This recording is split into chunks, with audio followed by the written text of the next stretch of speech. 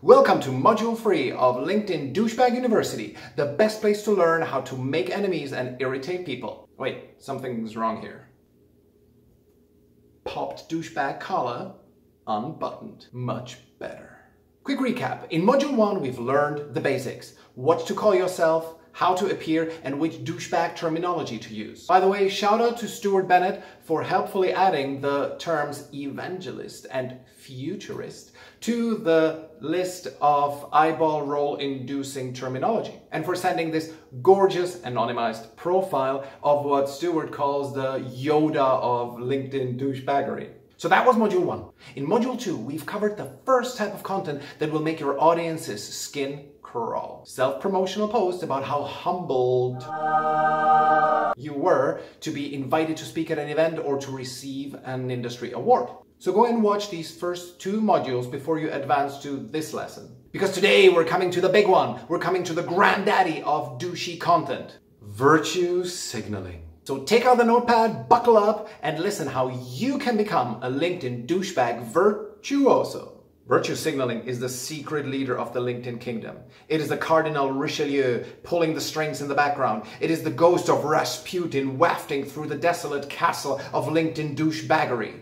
Quick digression at this point. Many people have asked me, what is actually the difference between virtue signaling and humble bragging? It's a very good question, and I'll cover the basics here. The humble brag is about material possessions or looks. You simply want to impress upon people how rich and beautiful you are. But just saying I own a Bentley or I just spent 50,000 commissioning a painting sounds just too tacky. You cannot do that. It's too crude. No. Instead, to make the point, you approach it laterally. You mention your money or beauty in passing as the secondary point of what you're actually saying. So for example, you'd loudly complain how difficult it is to get spare parts for a Bentley.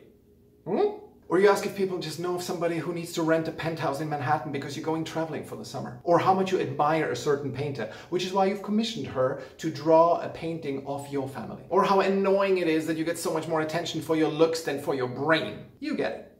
That is humble bragging. If you want to become an expert humble bragger, I recommend the Wait But Why article, 7 Ways to Be Insufferable on Facebook. It's really, really good.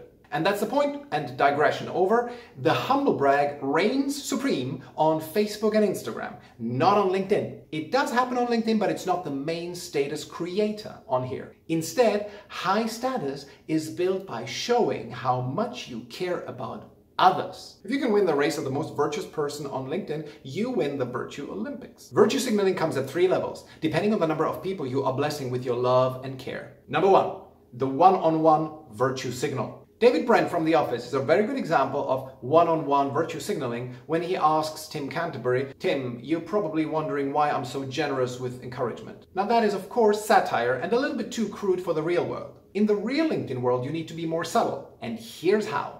You talk about how your employee has asked you a question that made you think. That's a great virtue signal, level 1. You publicly show how much you care about your underlings, and remember this from Module 2, how you learn from them. In passing, you show that you have underlings in the first place, which is a nice little humble brag seasoning. The perfect formula for virtue signaling level 1 is, number 1, describe a conversation you've had with somebody with a lower social status. That can be an employee, an Uber driver, your cleaning lady, the janitor at your office. You get the point. Number 2, praise this person for saying something that made you think a lot. But careful, don't praise their intelligence. That could come off as condescending. You need to praise how diligent they are at work or how their stroke of genius insight made you think. The image you need to create of them is that they are this Diogenes archetype. Someone who deliberately chooses a humble life so that they can observe their fellow men and provide strikingly insightful commentary. A little bit like the Garbage Man and Dilbert cartoons. Number 3, from this, derive some humdrum lesson learned, something that no one can disagree with, such as, sometimes it's just important to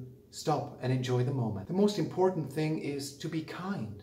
You have 2 ears and 1 mouth, so listen first. Number 4, then you ask, agree? Pronto! Your engagement will skyrocket. By the way, shout out to Taryn Shea Rennie for coming up with this formula. Let's move on and go to level 2, the social justice virtue signal. This is a vast field and it contains the ripest fruits for plucking. Pick your social justice cause, wage gap, Brexit, LGBTQ rights, transgender issues, or most recently, the environment.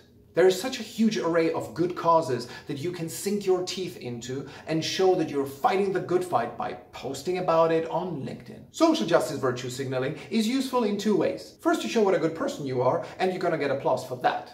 But you also benefit from the feeling of having done something for the social justice cause of choice, even if you've just done the equivalent of howling at the moon because everyone agrees with you anyway. The best, most durable social justice virtue signal is by taking officially recognized days, weeks, or months and posting the living hell out of them. So, on International Women's Day, talk about how women have made an impact in your life and how today you're standing up for them.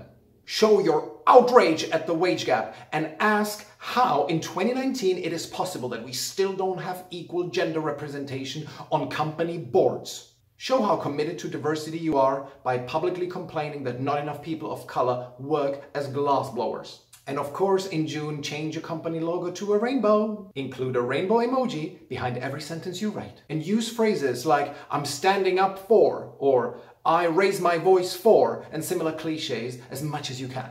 And finally, find the harmful stereotypes in every piece of advertising and publicly shame the companies behind these ads. Look, in essence, you're a hero. Do you get it? You're fighting for the good cause. You're fighting bigotry. You're one of the few who dare to speak out. So act accordingly. Be brave. And when you find somebody opposing you, then just go to LinkedIn and just publicly scream until they shut them down.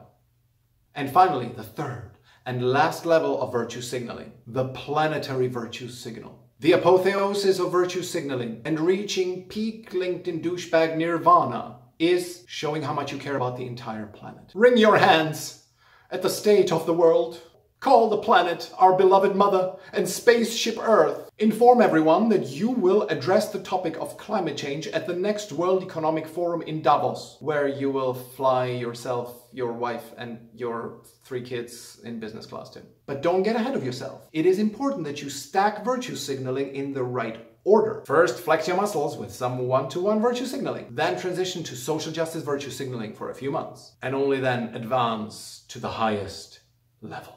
Because if people see that you're going straight for the planetary virtue signal, people will notice that you're taking a shortcut and they will ignore you. That has to be earned. And just generally, adopt virtue signaling as your way of life. Carry it with yourself everywhere you go. Constantly show what a fighter you are for the downtrodden without really having to do anything for them. And this concludes Module 3 of LinkedIn Douchebag University. Tune in next week, where in Module 4 we will discuss the important topic of how to take pictures with celebrities.